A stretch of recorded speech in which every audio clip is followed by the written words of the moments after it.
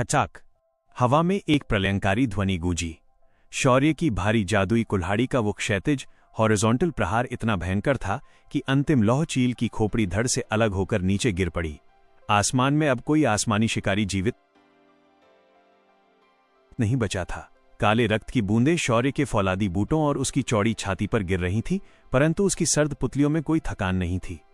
अचानक शौर्य ने महसूस किया कि जैसे जैसे वो सहस्र मूलवन के बिल्कुल मध्य भाग केंद्र की ओर बढ़ रहा था, हवा का अकल्पनीय गुरुत्वाकर्षण एकदम से 10 गुना अधिक भारी हो गया। आसमान का वजन इतना प्रलयंकारी हो चुका था कि अजेय वज्र पंखों के लिए भी उस दबाव को चीरना अब असंभव प्रतीत हो रहा था। ये जंगल के केंद्र की प्राकृतिक सुरक्षा थी, जो किसी को भी उड़कर उस आदि वृक्ष तक पहुंचने की अनुमति नहीं देती थी। हम नीचे उतर रहे हैं इरा, शौर्य ने अपनी सर्द आवाज में कहा और अपने विशालकाय वज्र पंखों को एक झटके में अपनी फौलादी पीठ के भीतर समेट लिया। पंखों के सिमटते ही जंगल का वो भयंकर गुरुत्वाकर्षण उन्हें एक भारी पत्थर की भांति नीचे खींचने लगा। बूम मम! एक कान फाड़ देने वाले धमाके के साथ शौर्य के फौलादी बूट नीचे उस तिलस्मी जंगल, इनर मैजिकल जंगल की जमीन पर आ टिके।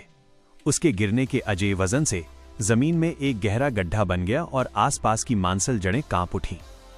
जैसे ही उस धूल और नीले अंधकार का पर्दा छंटा, उनके सामने एक ऐसा अकल्पनीय दृश्य प्रकट हुआ जो बाहरी जंगल के वीभत्स नर्क से एकदम विपरीत था।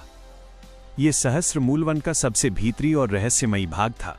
यहां कोई सड़ा हुआ दलदल या तेजाबी धुआं नहीं था। इस पूरे भीतरी जंगल में एक अजीब सी सम्मोहित कर देने वाली जामुनी, पर्पल और हल्की गुलाबी रोशनी फैली हुई थी। यहाँ के पेड़ काले लोहे के नहीं, बल्कि पारदर्शी क्रिस्टल और धड़कती हुई नसों जैसे प्रतीत हो रहे थे। पत्तियों से एक अकल्पनीय रूप से मीठी और मदहोश कर देने वाली सुगंध उठ रही थी, जो सीधे मस्तिष्क की नसों को सुन्न कर रही थी। इरा, जो अभी तक खौफ से कांप रही थी, इस सुगंध को सूंघते ही एकदम शांत होने लगी। उसकी आंखों की पुतलियां फैल गईं और उसके चेहरे पर एक मदहोश कर देने वाली मुस्कान आ गई। शूरवीर! इरा की आवाज लड़खड़ा रही थी, जैसे वो किसी गहरे स्वप्न में डूब रही हो। यह स्थान, यह कितना सुंदर और शांत है। यहां कोई मृत्यु नहीं, कोई दबाव नहीं, केवल शांति है। मेरी हड्डियां अब दर्द नहीं कर रहीं। मुझे विश्राम करना है। इरा अपने लड़खड़ाते कदमों से उस जामुनी रोशनी वाले एक विशाल और अत्यंत सुंदर फूल की ओर बढ़ने लगी, जिसकी पंखुड़ियां एक मुलायम बिस्तर की भांति बिछी हुई थीं। शौर्य अपनी जगह पर एक अजेय चट्टान की भांति खड़ा रहा। उसकी आंखें आधी सिकुड़ी हुई थीं। हा! शौर्य के मस्तिष्क के एकदम भीतर उस प्राचीन शैतान भैरव का खौफनाक अट्टहास गूंजा। देख ले इस मायावी नर्क को बालक! ये आदि वृक्ष का सबसे बड़ा षड्यंत्र है। जब ये जंगल शिकारियों को अपनी ताकत से नहीं मार पाता, तो ये उनके मस्तिष्क को खा जाता है। यह सुंदरता नहीं, यह मृत्यु का सबसे मीठा फंदा है। शौर्य को किसी शैतान की चेतावनी की आवश्यकता नहीं थी। उसकी पशु मुद्रा की पाश्विक इंद्रियां एकदम चरम पर जागृत हो चुकी थी। उसकी नासिका, नाक ने उस मीठी और मदहोश कर देने वाली सुगंध को पूरी तरह से नकार दिया। उसकी पशु इंद्रियों को उस मीठी गंध के बिल्कुल पीछे सड़ते हुए मांस, पिघलती हुई आंतों और पुराने जमे हुए रक्त की एक अत्यंत वीभत्स और उल्टी ला देने वाली दुर्गंध आ रही थी। वो कोई शांति का जंगल नहीं था, वो एक खुला हुआ बूचड़खाना था। शौर्य की गिद्ध जैसी पुतलियां तुरंत उस विशाल और सुंदर जामुनी फूल की ओर घूमी, जिसकी ओर इरा मदहोश होकर बढ़ रही थी। शौर्य की पशु दृष्टि ने देख लिया था कि उस फूल की कोमल पंखुड़ियों के बिल्कुल नीचे काले और लोहे जैसे नुकीले दांतों की कई कतारें छिपी हुई थीं।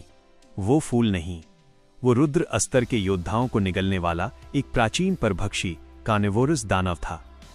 इरा! शौर्य की वो भारी और अजेय आवाज किसी प्रलयंकारी गूंज की भांति उठी, परंतु इरा सम्मोहन के जाल में इतनी गहरी डूब चुकी थी कि उसने सुना ही नहीं। जैसे ही इरा ने अपना कदम उस फूल के समीप रखा, स्नैप अप! वो सुंदर और मुलायम जामुनी फूल एक झटके में एक अत्यंत खौफनाक और विशालकाय जबड़े में बदल गया। उसमें से सड़े हुए मांस की दुर्गंध का एक भभका छूटा और उसने इरा को चबाने के लिए अपने वे लोहे जैसे नुकीले दांत अत्यंत खौफनाक गति से बंद करने शुरू किए। परंतु एक महाबली की परछाई को निगलना किसी भी मायावी फूल के बस की बात नहीं थी। जूम! शौर्य ने अपनी पशु मुद्रा की अकल्पनीय फुर्ती का प्रयोग किया। वो किसी खौफनाक आंधी की गति से आगे बढ़ा। इससे पूर्व कि वे नुकीले दांत इरा के शरीर को छू पाते, शौर्य ने अपने दोनों फौलादी नंगे हाथों को उस विशालकाय फूल के जबड़े के बिल्कुल बीचों बीच फंसा दिया। कड़क! क्रीक! फूल के वे लोहे जैसे भारी दांत शौर्य की लौह त्वचा वाले हाथों पर आकर रुक गए। परभक्षी दानव ने अपना जबड़ा बंद करने के लिए अपनी पूरी पाश्विक ताकत लगा दी। उसका वजन रुद्र अस्तर के मध्य चरण के किसी दरिंदे से भी अधिक था। शौर्य के बूट जमीन में धंस गए। तू महाकाल के वारिस की आंखों में धूल झोंकने का प्रयास कर रहा है? शौर्य के जबड़े एकदम कस गए। उसके रुद्र अस्तर के चरम का बाहुबल उसकी नसों में किसी खौलते हुए लावे की भांति दौड़ने लगा। क्रैश, गच। शौर्य ने एक भयंकर दहाड़ मारी और अपने दोनों फौलादी हाथों को पूरी पाश्विक ताकत से विपरीत दिशाओं में धकेल दिया। वो मायावी बाहुबल नहीं था, ये एकदम विशुद्ध, नंगा और हड्डियों को तोड़ने वाला शारीरिक वजन था। उस परभक्षी फूल का वो अजेय और लोहे जैसा कठोर जबड़ा शौर्य की ताकत के आगे एक भयंकर कड़क की ध्वनि के साथ चीरता चला गया। फूल के भीतर से एक कान फाड़ देने वाली चीख निकली। शौर्य ने अपने दाएं हाथ को एक झटके में आजाद किया और अपनी पीठ पर कसी हुई अपनी भारी जादुई कुल्हाड़ी की मूठ को कस लिया। अब अपनी असली शक्ल में आ जा। बूम मम। शौर्य ने अपनी भारी कुल्हाड़ी को हवा में घुमाया और उस परभक्षी दानव की मुख्य मांसल जड़ पर एक प्रलयंकारी प्रहार कर दिया। कुल्हाड़ी का भारी ब्लेड उस मोटी जड़ को एक ही झटके में काटता हुआ आर पार निकल गया। परभक्षी फूल छटपटाता हुआ दो टुकड़ों में कटकर जमीन पर गिर पड़ा और जैसे ही उसका पेट फटा, उसके भीतर से दर्जनों इंसानी कंकाल, पिघली हुई तलवारें और उन पुराने योद्धाओं की खोपड़ियां बाहर आ गिरीं जो कभी उसकी सुंदरता के सम्मोहन में फंसकर उसका भोजन बन गए थे। उन सड़ी हुई खोपड़ियों और दुर्गंध को देखकर इरा का सम्मोहन एक ही झटके में टूट गया। वो खौफ से चीखते हुए पीछे हट गई। तुम्हारी आंखें तुम्हें धोखा दे सकती हैं, परछाई। शौर्य ने कुल्हाड़ी से टपकते हुए उस फूल के हरे और गाढ़े रक्त को झड़काया। उसकी सर्द पुतलियां उस पूरे चमकते हुए तिलस्मी जंगल को चुनौती दे रही थीं। परंतु एक शिकारी की वृत्ति, इंस्टिंक्ट, कभी झूठ नहीं बोलती। शौर्य की पशु मुद्रा अब पूरी तरह से जागृत थी। इस मायावी केंद्र के सम्मोहन और धोखे भी महाकाल के वारिस के बाहुबल के आगे घुटने टेकने वाले थे। असली आदि वृक्ष अब अधिक दूर नहीं था। उस परभक्षी कार्निवरस फूल का विभत्स अंत देखकर इरा का सारा सम्मोहन टूट चुका था। उस जामुनी और गुलाबी रोशनी वाले सुंदर तिलस्मी जंगल की असलियत अब उसके सामने एकदम नंगी हो चुकी थी। जमीन पर बिखरे उन दर्जनों पुराने रुद्र अस्तर के योद्धाओं के कंकालों से उठने वाली सड़े हुए मांस की दुर्गंध उस मीठी सुगंध को चीर रही थी। शौर्य अपनी भारी जादुई कुल्हाड़ी को अपने दाएं फौलादी हाथ में थामे एक अजेय चट्टान की भांति खड़ा था। उसकी आंखों के बीच की नाग मुद्रा अब एक हिंसक और प्रलयंकारी हरी रोशनी से चमक रही थी। उसकी पशु मुद्रा की इंद्रियां अब उस पूरे जंगल की एक एक धड़कन, एक एक सरसराहट को भांप रही थीं। तुम्हारी आंखें तुम्हें धोखा दे सकती हैं, परछाई। शौर्य की भारी और सर्द आवाज उस घुटन भरे सन्नाटे में गूंजी। परंतु एक शिकारी की वृत्ति, इंस्टिंक्ट, कभी झूठ नहीं बोलती। ये पूरा जंगल एक विशालकाय, सड़ता हुआ जबड़ा है और ये अपनी सुंदरता से शिकार को चबाता है। अचानक जंगल का वो अकल्पनीय गुरुत्वाकर्षण दबाव फिर से बढ़ने लगा। हवा भारी और दमघोंटू होने लगी। शौर्य की पशु मुद्रा ने एक भयंकर खतरे को सूंघ लिया। सड़े हुए रक्त की गंध एक ही दिशा से नहीं, चारों दिशाओं से आ रही थी। हा हा हा हा। बालक, भैरव का अट्टहास शौर्य के मस्तिष्क में गूंजा। तूने इसके एक दांत को तोड़ा है। अब ये पूरा जंगल अपनी रक्त पिशाच बेलों, ब्लड वैम्पायर वाइन्स को तुझ पर छोड़ने वाला है। इनकी पकड़ रुद्र अस्तर के मध्य चरण के योद्धाओं की हड्डियों को भी चूर्ण कर देती है। और भैरव की चेतावनी अगले ही क्षण सत्य सिद्ध हो गई। सुससिस। खचाक। जमीन के उन काले क्रिस्टल जैसे पत्थरों को फाड़ते हुए चारों दिशाओं से सैकड़ों मोटी, लाल और धड़कती हुई बेलें, वाइन्स बाहर निकल आईं। वे साधारण जड़ें नहीं थीं। उन बेलों पर हजारों नुकीले और लोहे जैसे कठोर कांटे, थॉर्न्स उगे हुए थे जिनसे गाढ़ा हरा तेजाब टपक रहा था। वे बेलें एकदम जीवित और भूखे अजगरों की भांति हवा में लहरा रही थीं। मेरे पीछे ही रहना एरा। शौर्य के जबड़े एकदम कस गए। उसके रुद्र अस्तर के चरम का बाहुबल उसकी नसों में किसी खौलते हुए लावे की भांति दौड़ने लगा। उसने अपने फौलादी बूटों को जमीन में पूरी मजबूती से जमा लिया। उन दर्जनों रक्त पिशाच बेलों ने एक साथ, पागलों की भांति, शौर्य और इरा को अपने लोहे जैसे कांटों में दबोचने के लिए हवा को चीरते हुए हमला कर दिया। उनकी गति अकल्पनीय थी, परंतु महाकाल का वारिस किसी मायावी जंगल के कांटों का शिकार होने के लिए नहीं बना था। जूम। शौर्य ने अपनी उस अत्यंत भारी जादुई कुल्हाड़ी को अपनी पूरी पाश्विक ताकत से दोनों हाथों में कसा। उसने अपनी पशु मुद्रा की 100% फुर्ती का प्रयोग किया और हवा में एक भयंकर और क्षैतिज हॉरिजॉन्टल अग्निचक्र की भांति घूम गया। ये कोई जादुई लहर या अस्त्र विद्या नहीं थी। ये सैकड़ों मन भारी लोहे की कुल्हाड़ी और रुद्र अस्तर के चरम के नंगे बाहुबल का एक अकल्पनीय प्रलयंकारी बवंडर था। बूम मम। क्रैश, गच।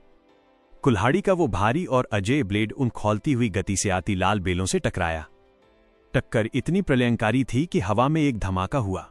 बेलों के वे लोहे जैसे कठोर कांटे उस कुल्हाड़ी के ब्रह्मांडीय वजन के सामने सूखे कांच की भांति चूर चूर हो गए। शौर्य के उस विशुद्ध शारीरिक प्रहार ने एक ही झटके में दर्जनों रक्त पिशाच बेलों को 2 टुकड़ों में काट कर रख दिया। कटी हुई बेलों से सड़ा हुआ हरा रक्त किसी फव्वारे की भांति जमीन पर बिखरा। परंतु ये तिलस्मी जंगल इतनी आसानी से हार मानने वाला नहीं था। जो बेलें कट रही थीं, वे और भी अधिक आक्रामकता से दुगुनी होकर जमीन फाड़कर बाहर आ रही थीं। एक अत्यंत मोटी और कंटीली बेल ने पीछे से आकर शौर्य के बाएं फौलादी बूट को अपने लोहे जैसे कांटों में जकड़ लिया और उसे नीचे जमीन के दलदल में खींचने का प्रयास किया। तू मुझे अपनी जड़ों में खींचेगा? शौर्य ने एक पार्श्विक दहाड़ मारी। उसकी लौह त्वचा पर वे कांटे खरोंच तक नहीं डाल पा रहे थे। शौर्य ने कुल्हाड़ी का प्रयोग नहीं किया। उसने अपने बाएं पैर को जमीन पर और भी मजबूती से जमाया और अपना बायां फौलादी हाथ नीचे ले जाकर उस लोहे जैसी बेल को अपनी नंगी मुट्ठी में दबोच लिया। कड़क, क्रीक। शौर्य ने अपनी मुट्ठी को पूरी ताकत से कसा। उसके रुद्र अस्त्र के चरम के बाहुबल के आगे वो बेल छटपटाने लगी।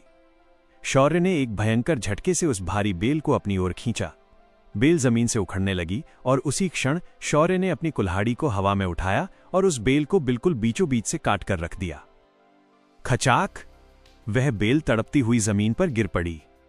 इरा अपने काले लबादे में सिमटी हुई शौर्य के विशाल सीने के पीछे खड़ी ये नंगा तांडव देख रही थी।